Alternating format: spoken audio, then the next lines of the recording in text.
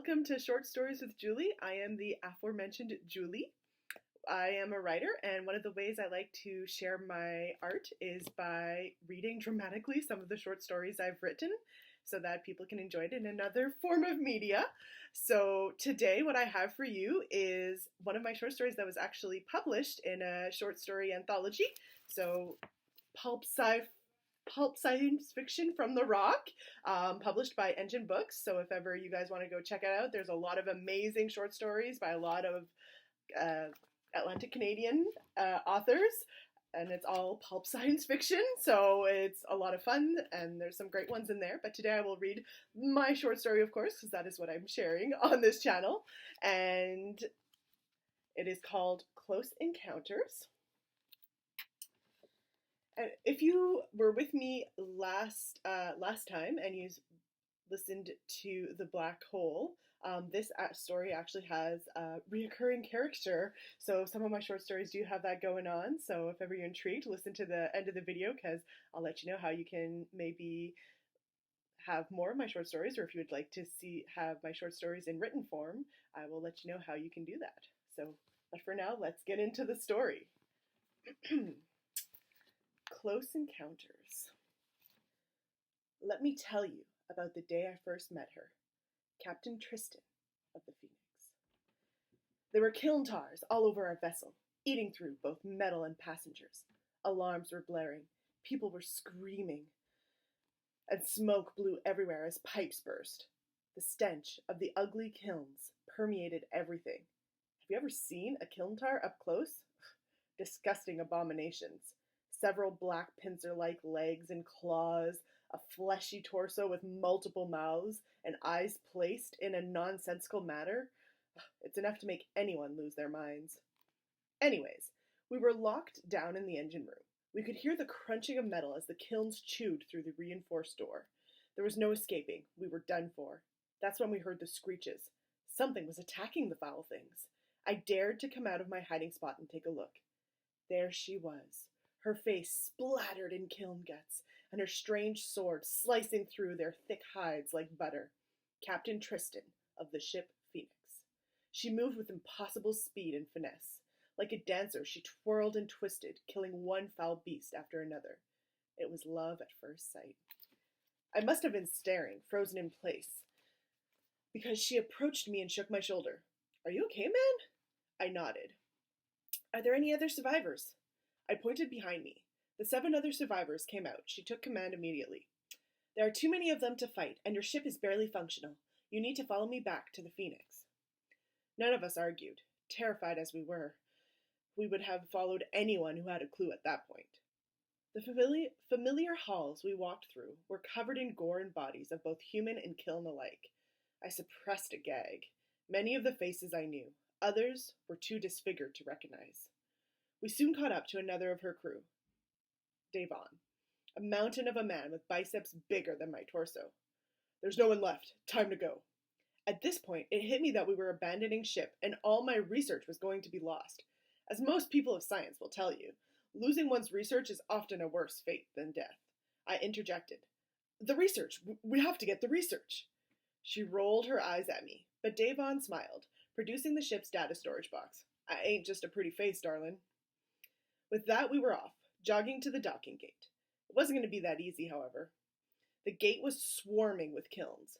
Captain Tristan activated her sword, and Davon prepped his energy rifle. That's when the creatures just exploded in front of us, sprayed with a barrage of energy blasts from the other side. A handsome man, who I later learned was named Jin, almost as tall and muscular as Davon, grinned and winked at his crewmates. "You didn't think I'd let you have all the fun." Davon went up ahead and kissed him. "That's my husband." Jin gave him a tap on the ass as he passed by and waited for the remainder of us to rush through the gate. With a nod of respect to the captain, who had taken the rear, he closed the gate behind us. Now, I know you may have heard stories of the Phoenix, and let me tell you, they don't even come close to the real thing.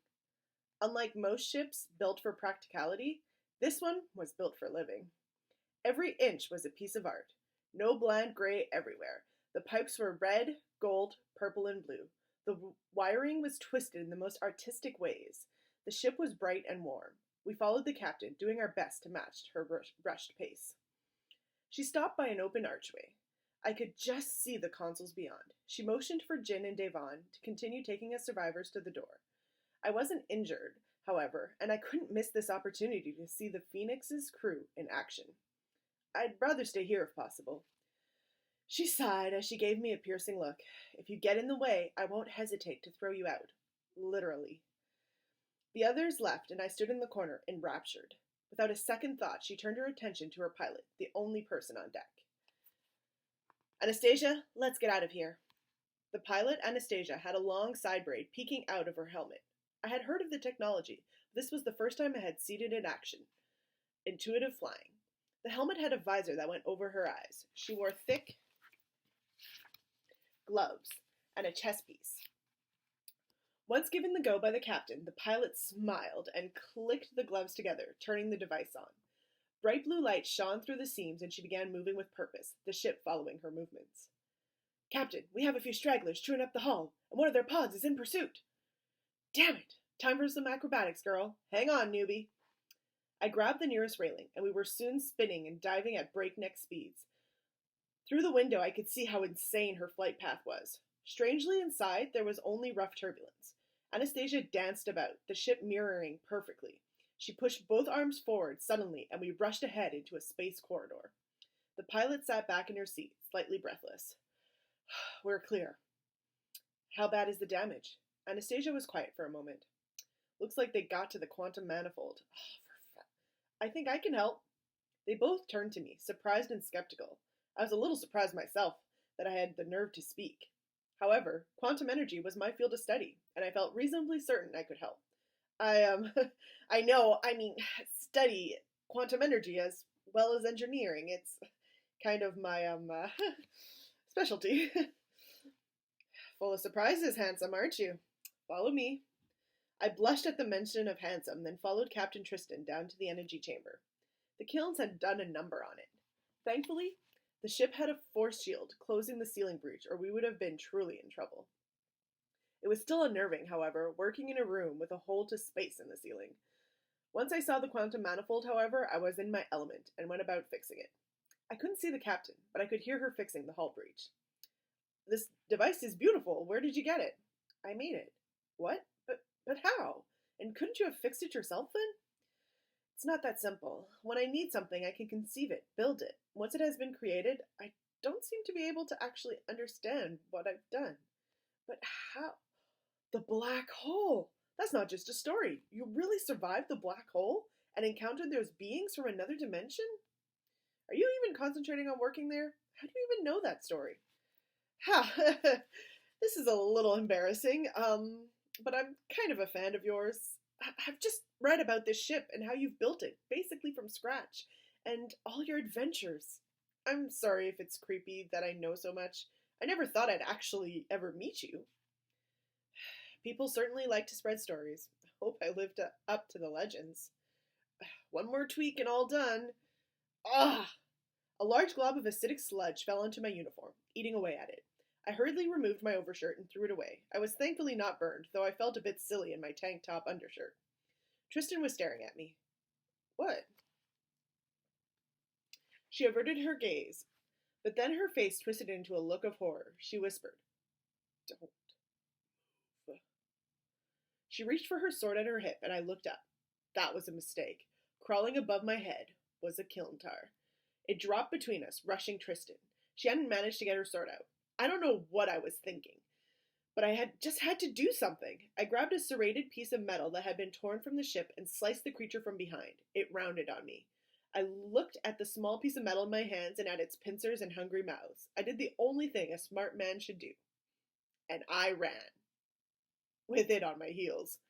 I didn't get far. Since I didn't know the ship, I ran into a dead end. I threw the metal shard like a knife, hoping it would take out one of the kiln's eyes. Instead, it bounced harmlessly off its torso. The creature emitted a sound I could only assume was glee, and rushed towards me. I was done for. Then, a glowing blade came bursting through the head area, coming to a stop an inch from my own head. The creature twitched and fell to the ground. Tristan smiled at me as she put away her blade. I couldn't contain my awe for this incredible woman. You are amazing. She blushed slightly, and gave me her hand so I could step over the large dead thing. We were able to arrive at the nearest station without any further incidents 3 days later. I did my best to help with repairs and study the ship during our travels. The day we arrived, Tristan called me to her private quarters. You have proven useful these last few days, and we could use someone like you on the Phoenix.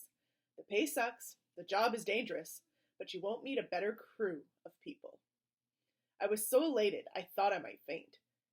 It would be a dream. That is, are you sure you want me? That's when she leaned over and kissed me. What do you think? I was just about to kiss her again when Anastasia's voice rang throughout the ship. Captain, Kilntar incursion on Delta 1. Shall I set a course? Are all our passengers off? Yes, ma'am. She turned to me smiling. Time to party, Anastasia. And that's the day I joined the crew of the Phoenix and kissed my wife, Tristan, for the first time. The end. If you enjoyed this story and you would like to have a written copy, or you would like to see some of my other short stories, some with the crew of the Phoenix and other short stories set in other universes, other worlds, I do a lot of fantasy, and I dabble every once in a while into a little bit of maybe horror, but mostly fantasy and sci-fi is where I live. So you can actually find me on Patreon and become one of my supporters, one of my patrons. When you are Patreon is, if you don't know what Patreon is, it's an amazing site where you can support creators by joining their subscriptions, and it is a monthly subscription, and you get different things depending who you join. When you are one of my patrons, you get a monthly newsletter that has a new short story every month, and also I do usually a book review, sometimes TV show reviews, depending, and also other little goodies. And I also am a writer and I write novels, so you could also check those out. So thank you so much. You can follow me on my author Facebook page, on Twitter, on Instagram. Usually I'm most active on Twitter or on my Facebook page, and of course with Patreon. So thank you so much for watching, and till next time, have a wonderful and fabulous day. Bye bye.